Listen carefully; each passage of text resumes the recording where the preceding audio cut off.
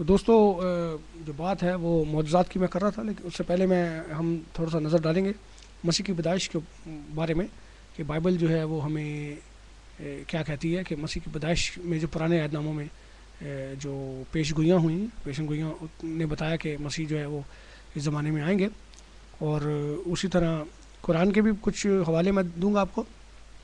تو سب سے پہلے ہم دیکھیں گے مسیح کی پیدائش کے بارے میں عیسائی نبی کیا کہتے تھے۔ تو آپ دیکھیں گے 9 باب اس کی 6 اور 7 آیت جو ہے وہ ہمیں اس طرح بتاتی ہے کہ اس لیے ہمارے لیے ایک لڑکا تولد ہوا اور ہم کو ایک بیٹا بخشا گیا، اور سلطنت اس کے کندھے پر ہوگی، اور اس کا نام عجیب، مشیر، خدائے قادر، ابدیت کا باپ اور سلامتی کا شہزادہ ہوگا۔ جیسس کا اس کا خاص یہ خطاب ہے، جیسے وہ ابد تک کاہن ہے اسی طرح وہ سلامتی کا شہزادہ ہے۔ اور میکا کی کتاب اگر آپ دیکھیں اس کا 4 باب اس کی تیسری آیت، کیونکہ شریعت سیون سے اور خداوند کا کلام یروشلم سے صادر ہوگا، اور وہ بہت سی امتوں کے درمیان عدالت کرے گا۔ اسی طرح ہم دیکھیں گے میکا 5 باب اس کی 2، 3 اور 4 کچھ آیات۔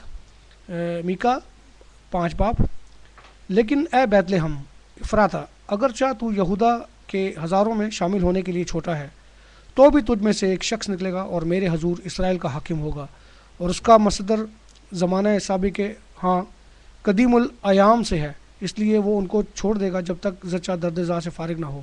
تب اس کے باقی بھائی بنی اسرائیل سے آ ملیں گے، اور وہ کھڑا ہوگا اور خداوند کی قدرت سے اور خداوند اپنے خدا کے نام کی بزرگی سے گلہ بانی کرے گا، اور وہ قائم رہیں گے، کیونکہ وہ اس وقت انتہائی زمین تک بزرگ ہوگا، اور وہ ہماری سلامتی ہوگا۔ آپ دیکھیں سلامتی کے بارے میں یہاں پر بھی آیت آپ نے دیکھی۔ یہ بائبل کی جو آیات ہیں یہ بہت سی پیشن گوئیاں جیسس کرائسٹ کی پیدائش کے بارے میں اولڈ ٹیسٹمنٹ میں آپ کو ملیں گی۔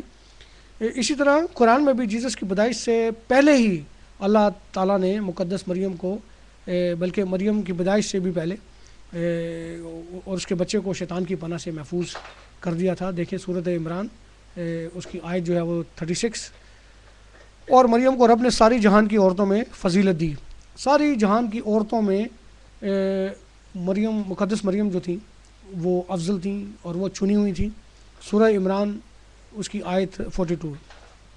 اب آپ اس بات سے اندازہ لگائیں کہ قرآن میں اگر کسی عورت کا ذکر ہے، دوستو قرآن میں اگر کسی عورت کا ذکر ہے تو وہ مقدس مریم ہیں، اور یہ بھی ایک بہت بڑی بات ہے کہ دیکھیں اللہ تعالیٰ کی کتاب میں کسی اور عورت کو وہ شرف نہیں بخشا، اور صرف مقدس مریم کا نام جو ہے وہ آپ کو قرآن کے اندر ملے گا۔ پوائنٹ نمبر 1 جو ہے وہ یہ ہے، ایک سوال ہے یہ دیکھیں کہ کیا قرآن میں کوئی اور نبی جسے خدا نے اس کی پیدائش سے پہلے ہی چن لیا ہو؟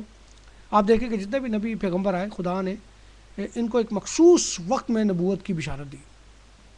مقدس مریم کو اور جیسس کو پیدا ہوتے ہی شیطان کی پناہ سے اس کی پہنچ سے دور کر دیا، یعنی دنیا میں صرف مقدس مریم اور جیسس ہی ہیں جو اپنی پیدائش سے پہلے ہی پاک، مقدس اور راست باز ٹھہرے، کیونکہ باقی نبی اور پیغمبر تو جب تک ان کو نبوت نہیں ملی تھی اس وقت تک وہ شیطان کی پہنچ میں آ سکتے تھے، جب تک خدا نے انہیں چنا نہیں اور انہیں نبوت نہیں ملی۔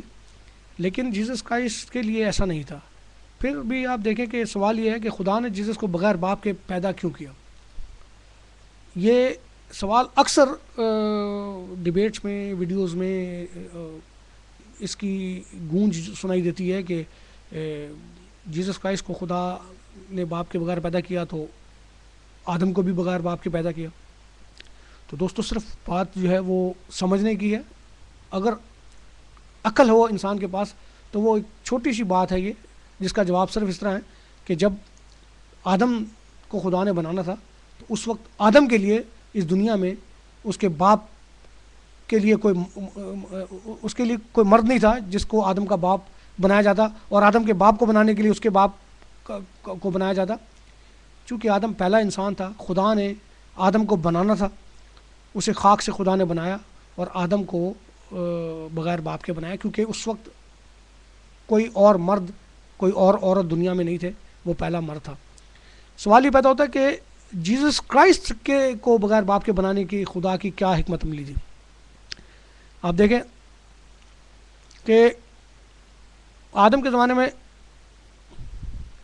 जीसस क्राइस्ट के ज़माने में करोड़ों मर्द थे दुनिया में, करोड़ों मर्द थे दुनिया में, लेकिन फिर भी खुदा ने, इवन खुदा ने किसी नबी और पैगंबर को भी ये शर्फ नहीं दिया कि वो जीसस के बाप बन जाते, क्योंकि आप देखें कि बहुत सारे पैगंबर जैसे इब्राहिम थे, वो भी नबी थे, तो उनके बेटे इसहाक भी नबी थे, फिर उनके बेटे याकूब भी नबी थे, फिर दाऊद नबी थे, उनके बेटे सुलेमान भी नबी थे, इस तरह बहुत सारे नबी थे। तो इस तरह अगर जीसस क्राइस्ट एक मामूली नबी थे, मतलब एक आम नबी थे, जैसे कि अक्सर डिबेट्स में जिक्र करते हैं स्कॉलर्स, तो कि वो शो करते हैं कि जीसस क्राइस्ट जो थे वो एक आम से नबी थे। तो अगर वो एक आम नबी थे तो खुदा की क्या हिकमत अमली थी कि उसको बगैर बाप के पैदा किया? क्यों किसी इंसान को तो छोड़ें, क्यों किसी पैगंबर को, नबी को भी ये शर्फ नहीं दिया कि वो खुदा के, जीसस क्राइस्ट के बाप बन जाते? लेकिन खुदा ने उसे बगैर बाप के पैदा किया, और इसकी लिए उसकी क्या हिकमत अमली थी? कोई दोस्त अगर मुझे इसका जवाब देना चाहे, कोई दे सके तो मुझे बताए मुक़द्दस किताबों से कि खुदा ने उसे बगैर बाप के क्यों पैदा किया। मौजज़ात की जो बात है, जो मैंने अपनी पहली वीडियो में कही कि मौजज़े भी भरे पड़े हैं, मौजज़ात जो हैं वो इतने हैं कि किसी पैगंबर के पास, किसी नबी के पास वो मौजज़ात भी नहीं। और जैसा कि हमारे मुसलमान दोस्त और स्कॉलर्स ये कहते हैं कि बल्कि कुरान में भी लिखा है कि जो मुर्दा ज़िंदा करते थे या जो भी मौजज़े करते थे वो अल्लाह के नाम से करते थे।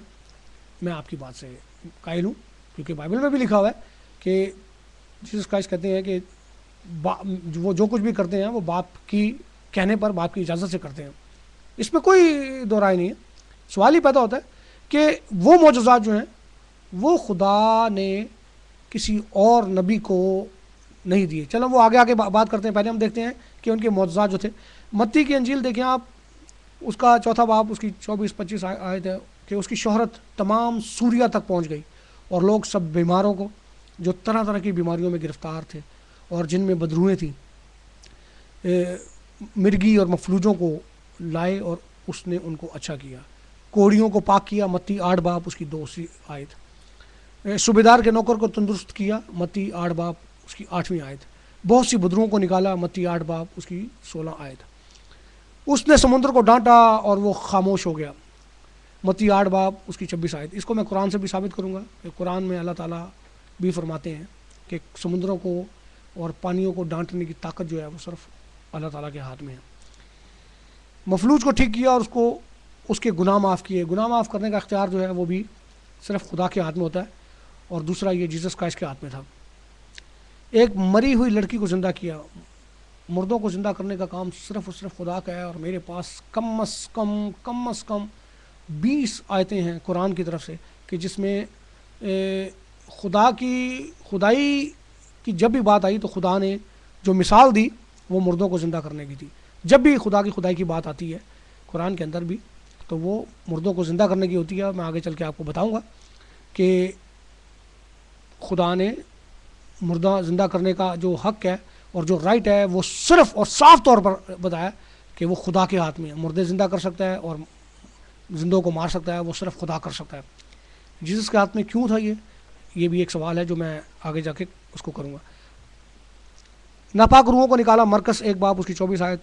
वो दिलों के हाल जानता था, ये भी खुदा के अलावा और कोई नहीं कर सकता, मरकस 2 बाब उसकी 7 आयत। उसने हवा को और पानी को डांटा और वो खामोश हो गए, मरकस 4 बाब उसकी 37 आयत। 5 रोटियाँ और 2 मछलियाँ 5000 लोगों को खिलाई, मरकस 6 बाब उसकी 40वीं आयत। 7 रोटियाँ और थोड़ी सी मछलियाँ 4000 लोगों ने खाई, मरकस 8 बाब उसकी 4 आयत।